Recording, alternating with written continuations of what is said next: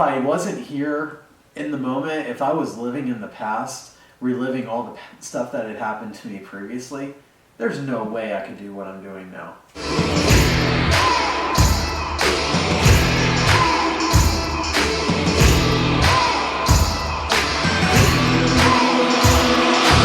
My name is Jacob Hunt, and this is Unbreakable Change. I carried a lot of baggage. I don't want to talk about that so much, but I want to talk about the concept behind it, behind taking that change and rolling it into getting rid of those past anchors that are holding you down from being able to embrace that change. Because here's the fact. With all the change I'm going through in life right now, with the new job, the new title, the new living situation that I'm going into, it's a ton of change. And that's not the only change happening in my life. And if I wasn't here in the moment, if I was living in the past, reliving all the stuff that had happened to me previously, there's no way I could do what I'm doing now. There's absolutely no way. Like, doing what I'm doing now, all the change, all that, it's not easy. Like, there's a lot of stress involved with it. I'm running really hard, making these videos, writing the blog content, while I'm moving, while I'm doing the job, everything else. I am grinding, I am hustling, and I am going for it. And I could not do any of that if I was hanging on to the stuff from the past. And again, I know it's hard. I understand that. I've been there. There's a lot of things that I haven't talked about yet, but I will as we go along. But I want to relate something else here. I was very fortunate to be taken in by some very good people, Juan and Gloria Doñez. And they were fantastic foster parents, exactly what I needed at that time. I was going to the doctor and they were trying to catalog all the injuries that I had, and I was trying to recover. I could hardly walk by that time. It was rough. It was really rough. So my family was investigated, the military school was investigated, but the military school has a lot of money. They have a lot of wealthy contributors, and so nothing really happened there.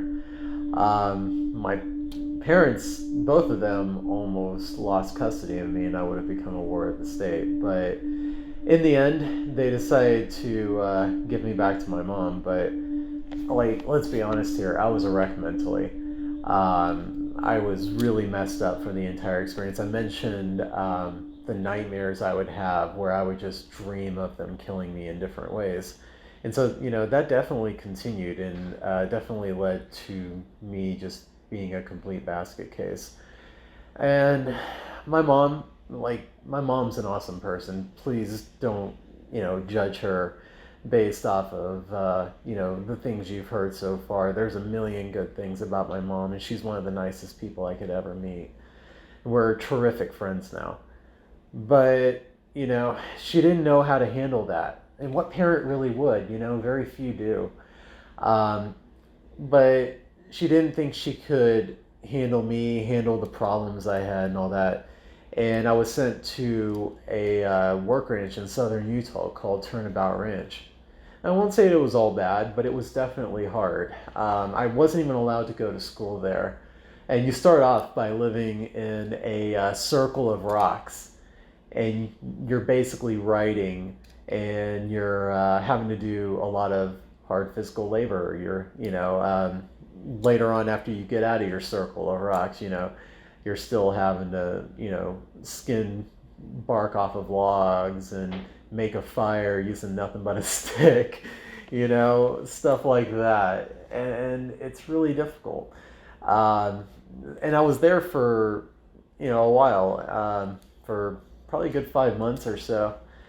And the thing that really got to me when I was there was the fact that most kids are supposed to have a midterm where the parents fly in and, they're supposed to go attend these counseling sessions with their kid and, try and start mending things together.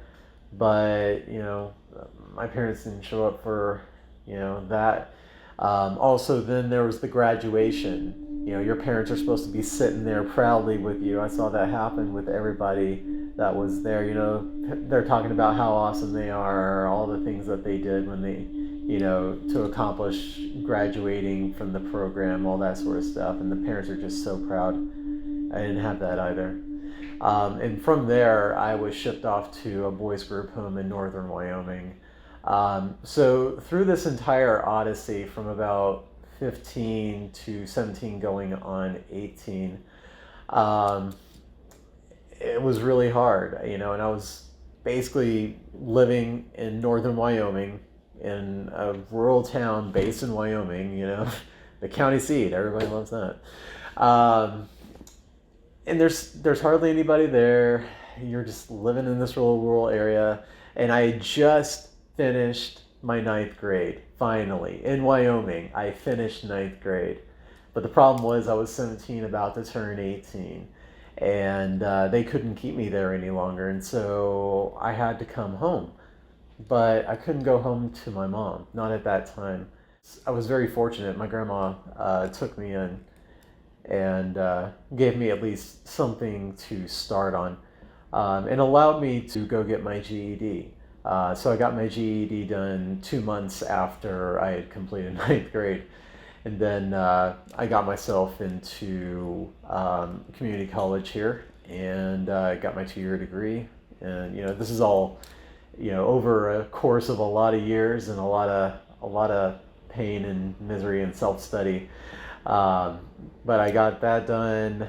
I got my bachelor's done, got my master's done, and I've been just trying to build off of that ever since. And everything's finally really starting to come around for me, which is amazing. For so long, I felt like I was being overlooked. Like, I knew what I was capable of. I know how smart I am. Like, I know myself very well. And that's one of the ways I've gotten where I am. And that's something I'll actually expand upon more later on. But, we'll talk about that later. The point is that if I were hanging on to all that stuff that happened to me, if I was hanging on to the disappointment of my mom not showing up, of being shuttled around, I couldn't do what I'm doing today. There's absolutely no way.